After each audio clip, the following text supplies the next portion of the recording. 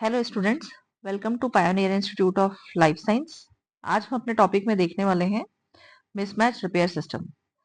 तो ये जो मिसमैच रिपेयर सिस्टम है, ये जीनोम की स्टेबिलिटी मेंटेन करता है।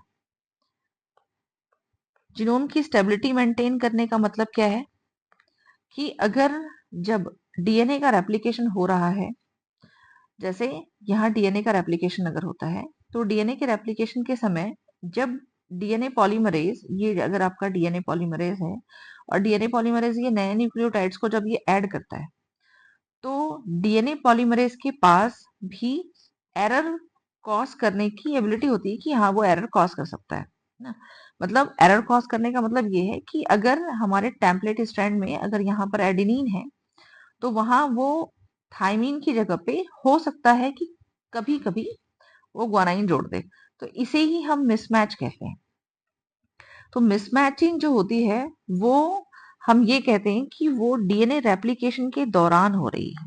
हाँ, जब डीएनए का रेप्लिकेशन हो रहा है तब मिसमैच होता है। और क्योंकि डीएनए का रेप्लिकेशन के समय ही मिसमैच हो रहा है, तो ये रिपेयर सिस्टम भी इसी समय पर एक्टिव होता है। कब? जब डीएनए का रेप्लिकेशन हो रहा हो।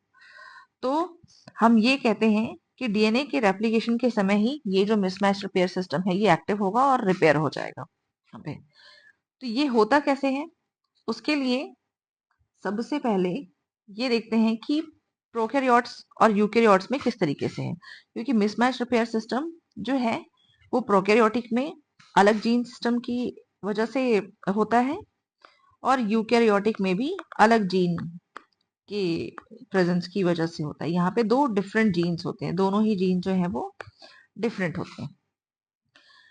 तो सबसे पहली कंडीशन है कि प्रोकैरियोट्स में कैसा होता है। तो प्रोकैरियोटिक में सबसे पहला पॉइंट होता है रिकॉग्निशन का।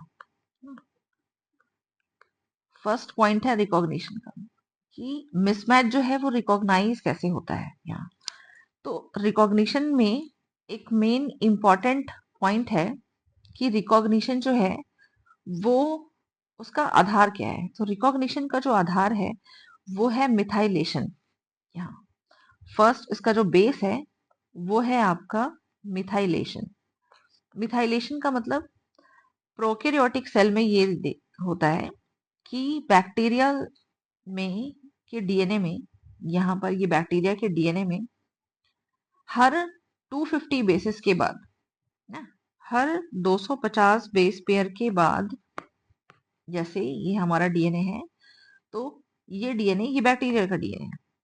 तो बैक्टीरियल सेल के डीएनए में हर 250 बेस पेयर के बाद यहाँ पर एक सीक्वेंस प्रेजेंट है जिसको हम कहते हैं जीएटीसी सीक्वेंस।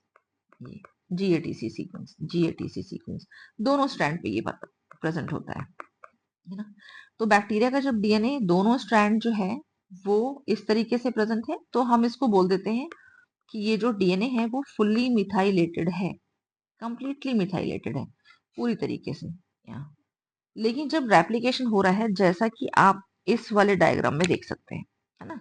तो जब रेप्लिकेशन हो रहा हो, तो रेप्लिकेशन के दौरान यहाँ ये आपका टेम्पलेट स्ट्रैंड है, ये दोनों टेम्पलेट है, और यहाँ से देखिए रेप्लिकेशन का प्रोसेस जो है 5 to 3 डायरेक्शन में हो रहा है।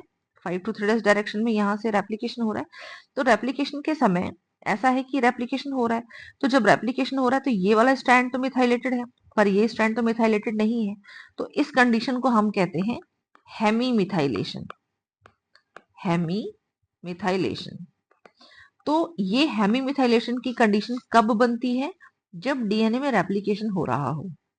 यहाँ तो रिकॉग्निशन का बेस ही ये है कि मिथाइलेशन और हेमी मिथाइलेशन।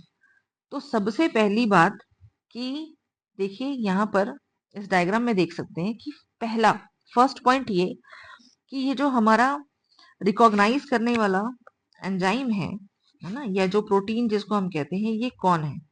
तो ये रिकॉग्नाइज करने के लिए जो प्रोटीन यहाँ पे फंक्शन करता है वो प्रोटीन है आपका म्यूट एस।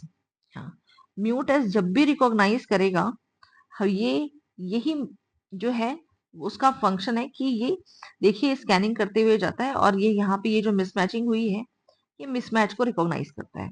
तो म्यूट एस का फंक्शन है रिकॉग्नाइज करना, ये रिकॉग्निशन। और जब भी ये फंक्शन परफॉर्म करेगा ये हमेशा होमोडाइमर के फॉर्म में ही फंक्शन करता है। दिख रहा होगा आपको ये और ये दोनों जो है ये होमोडाइमर के फॉर्म में फंक्शन करते हैं। अब जैसे ही ये होमोडाइमर के फॉर्म में फंक्शन करते हैं, देखिए अब यहाँ पर जब म्यूट एस रिकॉग्नाइज कर लिया है in the presence of ATP, ये इससे बाइंड हो गया। अब बाइंड होने के बाद यहाँ पर म्यूट एल जो है वो आकर के बाइंड होता है। म्यूट एल का क्या फंक्शन है कि म्यूट एल जो है ये म्यूट एल ये एक्चुअली में दो अदर प्रोटीन को कंबाइन करने का फंक्शन करता है। जैसे कि म्यूट एल यहीं पर साइट पर ही म्यूट एच को भी यहाँ पे रिक्रूट करेगा, बाइंड करेगा एक साइड से, और दूसरे साइड से ये जो है वो म्यूट एस से जाकर के बाइंड हो जाता है यहाँ। तो म्यूट एल का फंक्शन है कि ये क्या करता है, ये मैचिंग करवाता है, मतलब ये इसके साथ यहाँ पे बाइंड होगा और एक साइड से इसके साथ बाइंड होगा यहाँ। दूसरी चीज, अब यहाँ पर आपको दिखाई दे रहा होगा म्यूट एच। म्यूट एच का सबसे ज्यादा इंपॉर्टेंट फंक्शन है यहाँ पर। म्यूट एच जो है वो एंडोन्यूक्लियस के समान काम करता है, और एंडोन्यूक्लियस के समान फंक्शन करता है मींस ये जो म्यूट एच है ये निक प्रोवाइड करता है। एक निक जो है वो यहाँ पे जनरेट करेगा। अब निक जनरेट करने का प्रोसीजर ये है कि ये है आपका डबल स्टैंडर्ड डीएनए। तो एक डीएनए जो है वो तो मिथाइलेटेड है यहाँ, और जो दूसरा डीएनए है वो नॉन मिथाइलेटेड है। तो म्यूट एच जो है वो हमेशा नॉन मिथाइलेटेड डीएनए पर ही निक प्रोड्यूस करता है। इसका फंक्शन है कि ये हमेशा नॉन मिथाइलेटेड डीएनए पर ही निक प्रोड्यूस करता है। मतलब ये जो हमारा डबल स्टैंडर्ड है ये डबल स्टैंडर्ड हेमी मिथाइलेशन का कंडीशन होना चाहिए। एक पेरेंटल है जो कि मिथाइलेटेड है और दूसरा जो है वो नॉन मिथाइलेटेड है। तो म्यूट एच जो है यहाँ पे निक प्रोवाइड किया। अब ये निक जो है ये बनता कहाँ पे है, ये निक बनता है स्पेशली GATC सीक्वेंस पर ना, GATC सीक्वेंस पर। अब ये GATC सीक्वेंस पर जब ये निक प्रोवाइड होगा तो जहां पे भी ये आपको दिख रहा होगा ये जो हमारा मिसमैच है, ये मिसमैच से लगभग 100 से भी ज्यादा दूरी पर, क्योंकि दो, जैसे मैंने आपको बताया था कि GATC सीक्वेंस के बीच में होता ही 250 न्यूक्लियोटाइड का गैप है, तो 100 न्यूक्लियोटाइड से भी ज्यादा दूरी पर ये यहाँ पर निक प्रोवाइड करेगा। और निक जो है वो बनता कहाँ पे, स्पेशली GATC सीक्वेंस पे, है ना। तो अब क्या हो रहा है, जैसे ही यहाँ पे GATC सीक्वेंस ये इसने निक प्रोवाइड किया, अब निक प्रोवाइड करने के बाद ये जो है यहाँ पे गैप क्रिएट हो रहा है।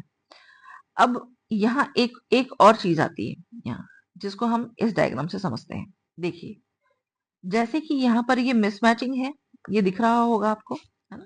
तो ये जो हमारा मिसमैच है, ये मिसमैच को म्यूट एस ने रिकॉग्नाइज किया, एल आ करके म्यूट एच को बाइंड करवाया है, म्यूट एच ने निक बनाया यहाँ पर ये नॉन मिथाइलेटेड डीएनए में जिसमें कि मिथाइलेशन नहीं हुआ है। तो जब ये निक प्रोवाइड हो रहा है, यहाँ पे निक बन रहा है, तो इस निक से लेकर के यहाँ पर इसको डाइजेस्ट करने के लिए 5 to 3 डायरेक्शन में डाइजेस्ट करने के लिए, ताकि ये वाला जो एरिया है, ये जो हमारा मिसमैचिंग बेस है वो यहाँ से हट जाए। तो इसको करने के लिए ये जो हमारा म्यूट एच है, ये म्यूट एच निक बनाया, बस इसका फंक्शन निक बनाने का है। एक्सोन्यूक्लियस 7 या जिसको हम रैग जे भी कहते हैं, वो 5 to 3 डायरेक्शन में ये इसको एक साइड से इसको ऐसे डाइजेस्ट करता जाता है। ये तो जब ये डाइजेस्ट करते जाएगा तो यहाँ पे डेफिनेटली ये गैप क्रिएट हो गया है। लेकिन अगर मान लीजिए यही निक जो है वो आपको इस साइड बने और यहाँ डाइजेशन उल्टे डायरेक्शन में करना हो, मतलब ये तो 3' था तो 3 से 5 की तरफ जाना है अगर इस डायरेक्शन में, तो एक्सोन्यूक्लियस 1 फंक्शन करता है। इसका मतलब कि जो भी नॉन मिथाइलेटेड डीएनए होते हैं, हम ये कह सकते हैं कि जो भी नॉन मिथाइलेटेड डीएनए है वो नॉन मिथाइलेटेड डीएनए में निक बनने का जो प्रोसेस है ना, वो म्यूट एच के थ्रू हो गया है। अब इस डीएनए को डाइजेस्ट करने का फंक्शन दो एक्सोन्यूक्लियस करते हैं। एक होता है एक्सोन्यूक्लियस 7 और एक होता है एक्सोन्यूक्लियस 1। एक्सोन्यूक्लियस 7 क्या करेगा, ये उसको 5 to 3 डायरेक्शन में डाइजेस्ट करवाएगा और ये जो है उसको 3 to 5 डायरेक्शन में डाइजेस्ट करवाएगा। बस अब लास्ट में ऐसा है कि यहाँ पर ये जो गैप क्रिएट हुआ है, क्योंकि ये गैप काफी बड़ा है, तो इस गैप को यहाँ एक तो पहले ही इसको हेलिकेज द्वारा हटा दिया जाएगा और इस गैप को फिल कर दिया जाता है पॉलीमरेज 3 के थ्रू और लाइगेज जो है वो आकर के उसको सील कर देगा। फंक्शन सेम है, जैसा कि यहाँ पे देखिए, यहाँ दिख रहा होगा कि ये जो डीएनए पॉलीमरेज है, ये डीएनए पॉलीमरेज 3 आकर के यहाँ पे होता है। अब एक इंपॉर्टेंट बात यहाँ पे ये है कि रिपेयर में जब भी यूज होने वाला एंजाइम है जो गैप को फिल करता है वो होता है डीएनए पॉलीमरेज 1, लेकिन मिसमैच रिपेयर सिस्टम में डीएनए पॉलीमरेज 3 यूज होता है। इसका एक मेन कारण ये है कि डीएनए पॉलीमरेज 1 जो है ये लगभग ज्यादा न्यूक्लियोटाइड को नहीं जोड़ सकता, ये 20 to 50 न्यूक्लियोटाइड्स को ही ऐड कर सकता है, पर ये इसकी प्रोसेसिविटी बहुत ज्यादा हाई होती है। प्रोसेसिविटी हाई होने का मतलब होता है एक साथ बहुत सारे मोर देन 100 न्यूक्लियोटाइड्स को भी ये ऐड कर सकता है। क्योंकि ये गैप काफी बड़ा है तो यहाँ पे डीएनए पॉलीमरेज 1 काम ही नहीं कर सकता, और अगर डीएनए पॉलीमरेज काम करता भी है तो एक तो इसकी प्रोसेसिविटी स्लो है, तो ये इतना धीरे फंक्शन परफॉर्म करेगा कि रेप्लिकेशन हो ही नहीं पाएगा टाइम पर। इसी वजह से डीएनए पॉल 3 यहाँ पे फंक्शन परफॉर्म करता है। अब दूसरी एक इंपॉर्टेंट चीज ये कि यूकेरियोट्स में क्या होता है ना, तो यूकेरियोटिक सेल में यहाँ पर होमोलॉगी पाए जाते हैं। अब यूकेरियोटिक सेल में यहाँ अगर हम देखें तो ये जो म्यूट एस है जो कि रिकॉग्नाइज करने का काम कर रहा था हमारा, है ना, तो म्यूट एस की जगह पर यूकेरियोट्स में, ये यूकेरियोटिक की बात हो रही है, म्यूट एस की जगह पर यहाँ पर जो जीन फंक्शन परफॉर्म करता है वो होता है MSH जीन, और साथ में जो है वो म्यूट यहाँ पर एल भी होता है ना? तो म्यूट एल जो है वो है आपका MLH, या इसी को हम कहते हैं PMS। ये इसका होमोलॉगी है और ये इसका, ये जो दोनों हैं म्यूट एस ये प्रोकैरियोटिक के हैं और ये यूकैरियोटिक सेल के हैं।